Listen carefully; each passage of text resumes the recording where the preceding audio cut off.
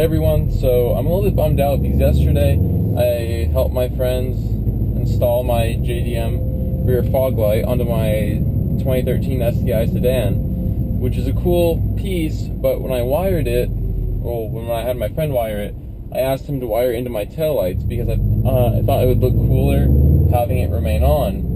But the issue is I didn't know how bright it was going to be, and this light is really bright, so I almost feel like it's a little bit of a safety hazard because when I have my halos on during the day, I also have the fog light on because my parking lights are on. So it turns on the parking light as well. I mean, it turns on the rear fog light, sorry. And it almost looks like I'm braking to people who don't really know. And I'm just worried about getting hit or distracting other drivers. So I'm actually going to have it rewired into my brake lights so that I don't burn it out as quickly, and so that it'll look cool during the day and then it'll just be seen at night, because at night especially it's just way too bright. And I thought about swapping out bulbs and stuff and trying to even tint it with like a dark red tint, but I don't know. A lot of people I see on the forums, for the few people that do have it, they wire it into their brake lights, because I would wire it into my fogs, but I like to have my fog lights on at night for show anyway, so I don't think that would have been a good idea. So I'm just on my way, like I said, to do that. But I have some updates on my whole call appointment thing.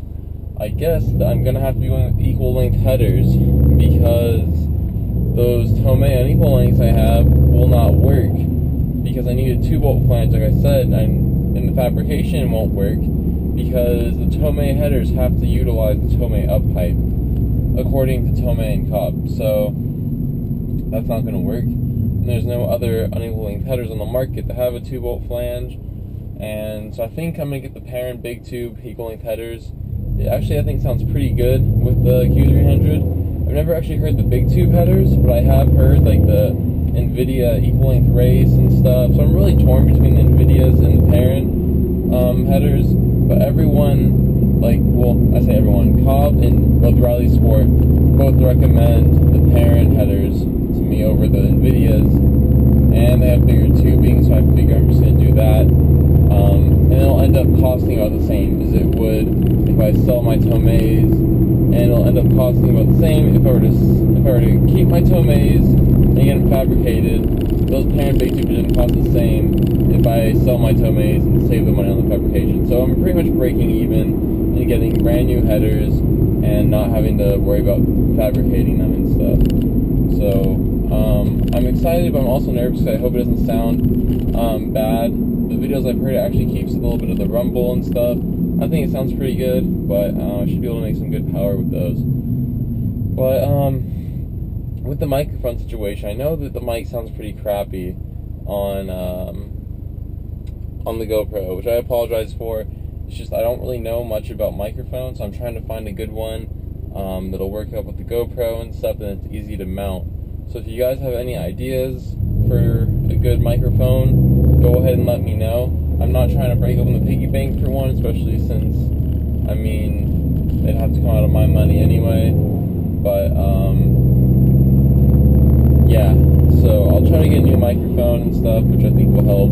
But yeah, I am working on it, so I don't think I'm ignoring you guys or whatever. But today is actually the 4th of July, so if I get this video uploaded on the 4th of July, which I doubt I will, because I uploaded a video yesterday on the 3rd, I don't want to bombard you guys. Well, happy late 4th of July, I guess, if you're watching this. I think I might go over to a friend's house to do some fireworks and barbecue and stuff. He's one of the people in the car group, so I think we're going to actually have quite a few of our car group members come out, which should be cool. But yeah, I don't think I'm going to actually bring out my car. I think I might just get a ride over there and hang out, because we might end up just staying the night over there, so I don't have to deal with driving and worrying about drunk drivers and stuff like that, because gotta be careful, and don't want to get my STI damaged. But since I'm coming down this road, it just kind of reminded me yesterday I'm on a little bit of a rant. I've been really busy lately, with detailing other people's cars, so my car hasn't really gotten as much attention as I think it deserves. And I finally was able to give it a really good wash, and then the next morning we were going out to get some breakfast at IHOP, which I'm not really a huge breakfast person anyway, but I figured I'd go. And sure enough, coming down the street, I see this guy with a leaf blower, and he had it pointed down. The second I go by, it seemed like he just lifted it up and just annihilated the side of my car. And I tried to dodge it, but I couldn't really dodge it, so I'm a little bit bummed out about that. And yeah, I know lots of you guys, I mentioned the burning oil thing with my car, and then some of you guys had questions about it and why I've been driving my car so like lightly and stuff, because I know that you guys want to see me drive it all aggressively and stuff, but honestly guys, it's like 107 out right now according to my car, so I don't want to be pushing my car hard in this heat with a top mount intercooler, because it's just not smart. I don't want to heat soak it. I know I have the process west and everything, so I could probably fare a little bit better, but I still just don't want to. I mean, I do drive my car pretty aggressively. I mean, I don't mash on it every day, but I do like to get on it quite a bit. It's just I don't always have my GoPro with me when I do some friendly runs and stuff like that. It just doesn't always work out that way, unfortunately. And I don't know, I guess I just don't really feel like, I just feel like cruising when I'm talking with you guys and stuff, I don't know. But I did a poll last night. I kind of forced myself to. It's just I was leaving my neighborhood, and I wanted to see, it sounds kind of stupid, I wanted to see, there's a car coming, I wanted to see if I could really lose him or something, so I pulled out in front and just wide open throttle in first gear. And it's interesting how I usually struggle with my first and second gear shifting. It's usually really choppy and just sloppy, and it just feels horrible. But I guess that when I pulled out, I wasn't really thinking about shifting quickly. I was just thinking about getting away from this car so that I don't get hit. And that first second gear shift was just like buttery smooth. It was awesome. It was like a perfect shift. Oh, and there's a guy in 07 or 06, but didn't wave. So yeah, I don't know, I think it's almost psychological driving, like in shifting and stuff, because whenever I try to shift quickly and stuff, whenever I'm getting on it, it just doesn't really go that well. And yeah, I don't know, it's just kind of interesting, something I noticed. But yeah, I mean, I can't really think of anything else to say besides, I mean, I've just been hanging out. I figured out the thing with the headers. I got that figured out. I'm going to be ordering those soon. Just debating whether or not to do the Cartboy short shifter or not, or just save that when I do my sway bars. I think I'll probably save it. But another thing is that I ordered 5 new exhaust hangers, because I know lots of you guys see how low my exhaust sits. And the reason I lowered it was the reason I lowered it was so it would stop burning my bumper, which it was. You guys are saying it's double walled, so it shouldn't burn it, but it did burn it. I don't know what to tell you. And I just dropped on. I originally had the 12mm Cartboy hangers on it when it was burning, so I just threw those on towards the more rear of the exhaust, if you're looking at it from the back. And I put the 15mm hangers on the very rear, on the very front. I don't even know. I have 12mm hangers by the mufflers, I guess I'll say. And oh god, I can't even talk. Alright, I have 15mm hangers towards the mufflers and 12mm through I don't even know what I'm saying, guys. I just am brain party, man.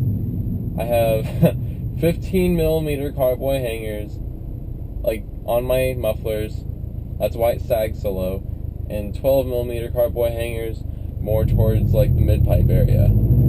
So I ordered 5 of the 12mm hangers because I heard that if you put all 5 of them on, it will raise the exhaust up, but also like it'll fit like pretty much perfect. So I'm gonna give that a shot and see, because I don't want my exhaust to sit so low. And if I were to order the exhaust garnishes that I want, they're like freaking $300 for little pieces of carbon fiber, which I don't even really want carbon fiber. but it's like my only option. So I don't know, I'll see about that. And I know you guys say, oh, you're in neutral. Well, yeah, I mean, it sounds stupid, but I don't really want to downshift like all the time because it wears out your synchros, man. But I mean, I don't know, it's a car. It's hard for me to not utilize neutral because I'm not gonna lie, I'm not trying to make up excuses or anything, but when I was taught to drive stick shift, I was taught to use neutral like I am right here, just slowing down to check it out. I was taught to utilize neutral a lot. So it's just, as much as I try to not do it, it's hard for me to not use neutral because I'm so used to it, you know what I mean? Like, it's just really foreign to not use it. But I do know how to downshift and everything, like I just downshifted there. So hopefully you guys don't hate me too much. I'm just pulling in to my friend's neighborhood, so we're gonna do the light, and if I have anything else to say, I'll come back afterwards. So if I don't have anything else to say, I'll catch you guys later.